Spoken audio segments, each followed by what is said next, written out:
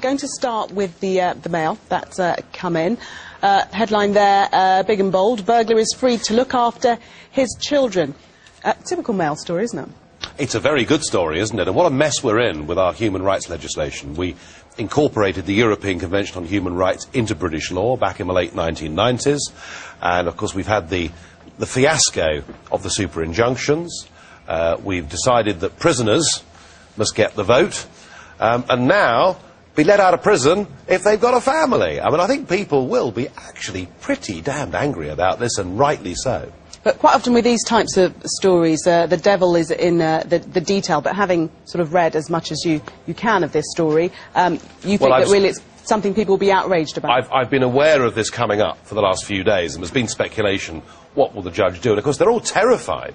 British judges are terrified that if they don't make a decision in a certain way, that off people go to Strasbourg, making them look really very, very stupid. So I'm not surprised that we've got this, but I think the call for us to get rid of the Human Rights Act and get back to... In fact, David Cameron was talking, wasn't he, a year or two ago, about a British Bill of Rights. I think the overwhelming majority of the public will be horrified at this. James, what do you make of this story? Well, I mean, the problem is introducing these concepts like a right to a family life into British law, which has traditionally been based on specific cases. Yeah. It's far too broad. What does it mean in this case, a right to a family life? You know, does a burglar have a right to a family life? That's clearly what the judge has concluded here. But most of us would think when you commit a crime, you forfeit some of those rights.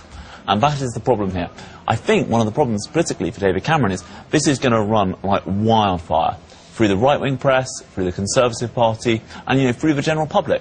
But Cameron can't do anything about it because he's in coalition, and the Liberal Democrats have made it quite clear that they will not be there if the Human Rights Act is touched or scrapped or revised. So it's a real political headache for David Cameron. But Cameron's problem is, I mean, he did promise us a referendum on our European relationship and didn't give it to us. And that's actually, the only way we're ever going to sort this out is having a referendum on our EU membership to decide whether we want this or not. But the ECHR is different from the EU. It's exactly the same thing, because to be an EU member, you have to subscribe to all the... So it's become one and the same thing. And, I mean, what most Conservatives will say to Cameron on this is, please give us the referendum that you've promised us. Let's quickly just mention the photo on the front page there of Sharon Shoesmith, set for a huge payout, possibly £1 million. We were talking earlier this evening about really where this leaves Ed Balls, whether it will actually be damaging to him. Bit of a mess, isn't it? He sacked her on television, as I understand. So that was the first she heard of it, so, yes. Yeah, so, I mean, she clearly, in terms of employment law, hasn't been treated very well. But I don't think the public anger will be at Ed Balls. I think the public anger will be to say, look, in the public sector in this country, people are paid a vast amount of money. Ever since '97, those sums have gone up and up and up. And is anybody ever accountable for anything? Because it seems that no one ever gets sacked, and in this one rare case, someone does get sacked and gets £1 million in compensation. Well, we don't know if that figure will be Well, it could be achieved. in fact, with the pension, it could be up to £2.5 million, according to today's judgment. So there is this sort of marzipan layer that Blair created of people in quangos, working for local government authorities, and they really are earning a huge amount of money. The Eye, actually, is coming up, sister paper, also leading on the Shoesmith story there. Was Baby P scapegoat, says Judge. Ed Balls accused of sacking director to appease public anger, what we've just mentioned, and a court victory puts Children's Services Chief in line for £1 million payout. Unlikely that she will work in such a capacity in the future with children, but if, as you say, the pensions are brought into it... Yeah, I mean, she's 58. 2 million. She's 58, so working in the public sector, she wouldn't have worked for that much longer anyway.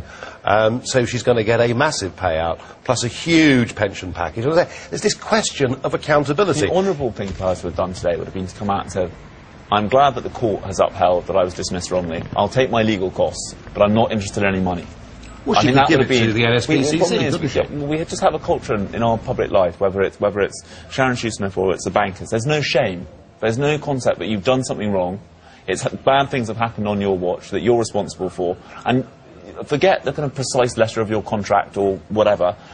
Own up, take responsibility, and walk away. What are they leading with? We can still afford to help the world's poorest. As powerful voices in his party and the press urge him to slash international aid, Cameron takes a stand. James. This is interesting. This is one of the major things that David Cameron did when he became Conservative Party leader, was to say, we will meet our Britain's international obligations. We'll spend 0.7% of our total national wealth on international aid. But the other week, a letter leaked out from the Defence Secretary, Liam Fox, to David Cameron saying, come on, we can't afford to do that, don't put it into law, why don't you give me some more money for the defence budget, essentially. And illustrated by the fact he's given the interviews in The Independent, his own party don't really want to hear. The Tory supporting press aren't interested in this story. And a lot of people will say charity begins at home. And I think the other point about, helping the third world, we could help them with trade, not aid. Yeah. I mean, that's the real... And, we're giving $300 million a year to India. They've got a space programme, and they've even got aircraft on their carriers, unlike us. So people are saying, why are we doing it? Why are we giving another $600 million over the next 4 years to Pakistan for education, when our own educational standards aren't doing very well? It's funny, it's only in the last year or two, I think in straitened economic circumstances, that the public have started to focus on this. But we don't mind giving money for disaster relief, that's fine. But giving hundreds of millions of pounds every year to governments with space programmes just does not wash. You think the logic, people will find it difficult to see the logic in that type of... I do.